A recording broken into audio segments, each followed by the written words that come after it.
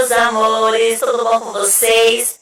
Nessa segunda-feira, a professora voltou nessa primeira aula. E a nossa primeira aula de hoje é de português. Mas antes de a gente iniciar a nossa aula, vamos fazer a nossa oração? Então vamos lá.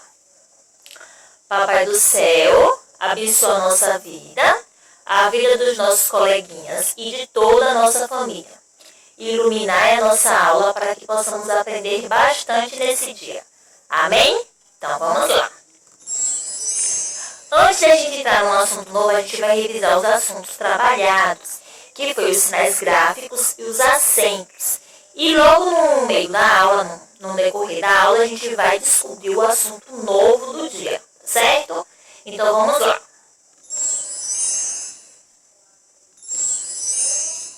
A acentuação. Para que serve a acentuação? A acentuação serve para demonstrar qual é a sílaba mais forte, identificar o timbre vogal e diferenciar o sentido das palavras. Por exemplo, aí possui duas palavras iguais, não é isso? Só que quando a gente colocar os acentos corretos, elas vão mudar. Por exemplo, quando a gente usa o acento agudo, fica vovó, não é? Quando a gente utiliza o acento circunflexo, fica vovô. Então, as palavras, elas são escritas com as letras iguais, mas a acentuação é diferente. E a acentuação muda o som das palavras. Sim, o acento agudo, ele é utilizado em todas as vogais, isso mesmo. No A, no E, no I, no O e no U. E aí a Pro trouxe cada palavrinha com acento agudo, tá? Então vamos lá ver. A, água. E, época. I, índio. O, óbvio. U, útil. Ó, a pronúncia do acento agudo, ela é aberta. O acento circunflexo. O acento circunflexo, nós só utilizamos ele nas três vogais e exceções A, E e O, que fica AN, E, O, tá? Por exemplo, ambulância, você e vovô. Vocês viram que a sílaba que foi utilizada, o acento circunflexo, o som é diferente? Vamos lá novamente com a Pro. Ambulância, você e vovô. A Pro está falando assim para que vocês possam prestar atenção e ver o som da sílaba usado, o circunflexo. O acento agudo é o acento direto, ele vai abrindo. Agudo quer dizer ponte agudo. E o acento circunflexo, ele é fechado, que quer dizer dobrado, arqueado e encurvado. Ele parece um chapeuzinho, né, gente? Agora, a Pro colocou aqui algumas palavras para a gente ver se a gente utiliza o acento agudo ou circunflexo, tá certo? Acadêmico. Vamos lá? Acadêmico. Ó, no D. Acadêmico. Então, é o acento circunflexo. Açaí. Ó, açaí. O som do I é acento agudo. Cipó. Ó, cipó. É acento agudo no O. Camelo. Ó, a última sílaba lo, camelo. Então é acento circunflexo. E o tio? Sim, o tio, ele indica uma vogal nasal. Sim, o som sai tanto pela boca quanto pelo nariz. Então ele indica uma vogal nasal. E utilizamos o tio na vogal A e na vogal O, que fica an, ai, oi. Por exemplo, no an, lã e anã, ai, mãe, pães. Ai, cãibra, cãibro. instrução, construção, aclamação. E on é ambições, soluções, calções, compõe, tá? Então, o tio indica uma vogal nasal, que o som sai tanto pela boca e também pelo nariz. E a cedilha só é utilizado no C.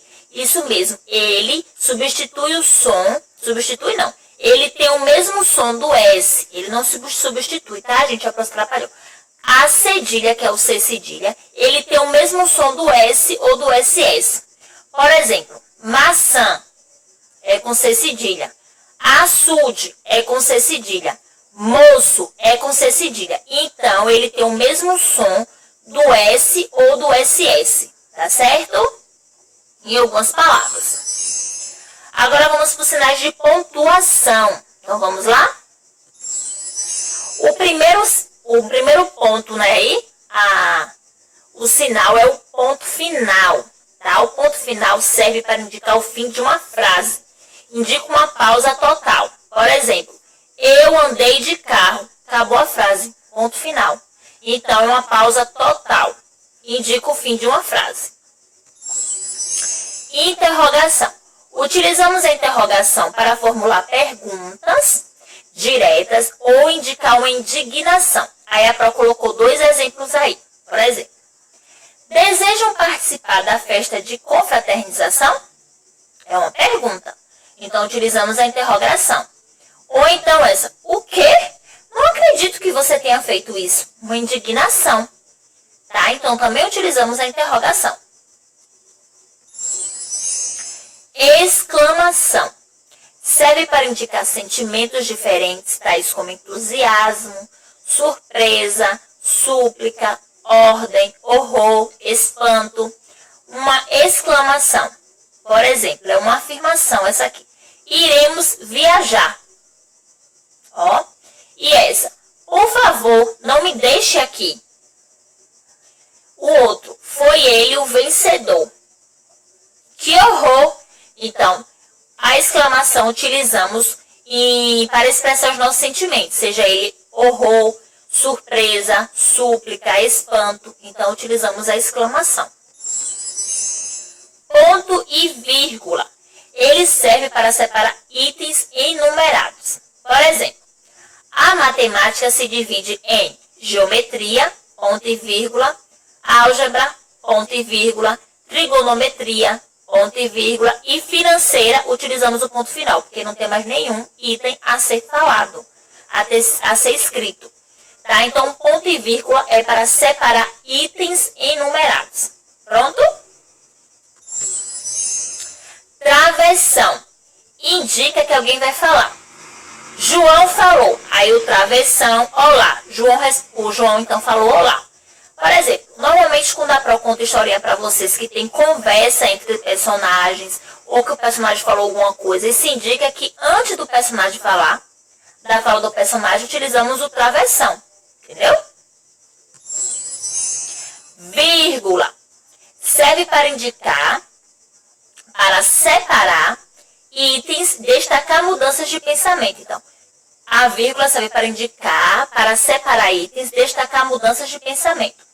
Por exemplo, então minha cara, não há mais nada o que se dizer. Ó a pausinha, a pequena pausa que a Pro fez. Vamos de novo? Então minha cara, não há mais nada o que se dizer. Então, é uma pequena pausa pequenininha para continuar a frase depois. Por exemplo, outro. O João, ex-integrante da comissão, veio assistir à reunião. Vocês podem perceber que há uma pequena pausazinha, é para separar os itens ou a mudança de pensamentos dentro de uma frase. As aspas, elas são usadas para destacar uma parte do texto, como quando usamos gírias ou palavras estrangeiras, ou retiramos a fala de alguém do texto. Quando utilizamos a fala de outra pessoa em um texto, nós utilizamos a aspa. Isso quer dizer que não é da nossa palavra. Não é nós que estamos dizendo aquilo. Então, utilizamos a aspa para isso. Ou quando utilizamos uma palavra em inglês, ou como palavras estrangeiras, palavras que possuem outra língua sem ser o português da gente, por exemplo. Que nem essa. Não pode com a propaganda de outdoor. Outdoor não é uma palavra em português, é uma palavra estrangeira. Então, ela é utilizada aí a aspa, porque é uma palavra estrangeira. Entenderam? Parênteses. São sinais de pontuação usados para dar explicação, fazer observações, assessorias, comentário ou reflexões. Por exemplo, os conselhos dispensáveis, tá vendo entre parênteses? Do primo deram no que deram. Ó, entre parênteses, porque não era necessário no texto, mas foi colocado como uma explicação. Por exemplo, comprou mais bolsas e sapatos, um dinheirão, e voltou para casa satisfeita. Aí é o quê? Uma explicação também. Por quê? Comprou bolsas e sapatos. Isso, entre parênteses, colocou um dinheirão. Quer dizer que gastou um dinheirão comprando bolsas e sapatos. Tá?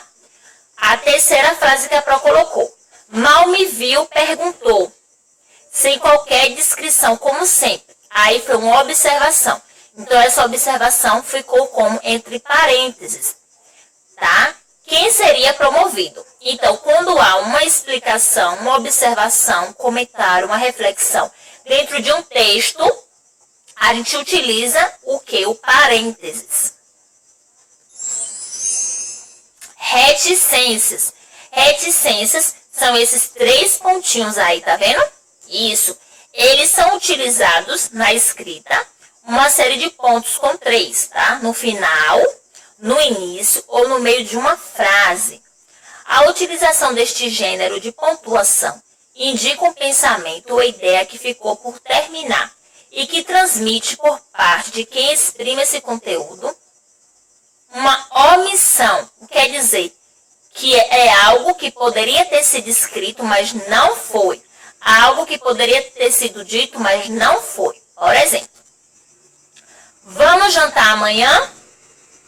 Vamos, não, pois vamos. Ó, foi algo que não foi dito aí nessa frase. Então, utilizamos os 3 pontos. Ó, o outro, não há motivo para tanto. Mistério, tá? Então, foi algo que não foi dito. Então, utilizamos os 3 pontinhos. Aí, a Pro colocou aqui, que vai ficar na pausa aí para vocês lerem em casa. Tá? Pode pausar de uma forma mais simples, como ponto final, indica que a frase terminou. Interrogação, indica que está se fazendo uma pergunta. Ponto de exclamação, indica admiração, alegria, surpresa, espanto. 2 pontos, indica que alguém vai falar. Travessão, indica que alguém está falando.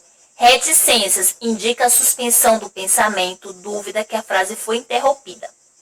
Vírgula, indica uma pequena pausa na leitura e também serve para separar expressões ou palavras. Ponto e vírgula, indica uma pausa maior que a vírgula. Parênteses, são usados para separar palavras ou expressões na frase, para chamar atenção ou dar uma explicação. Aqui foi a atividade que a Pro já corrigiu junto com vocês.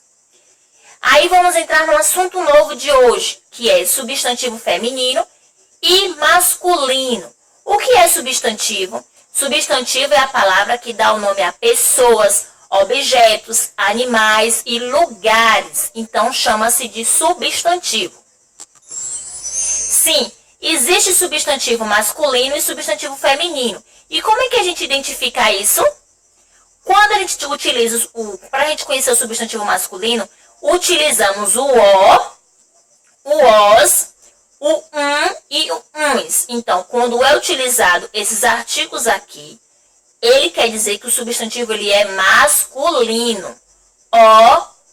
Os, e uns. Por exemplo, o pato.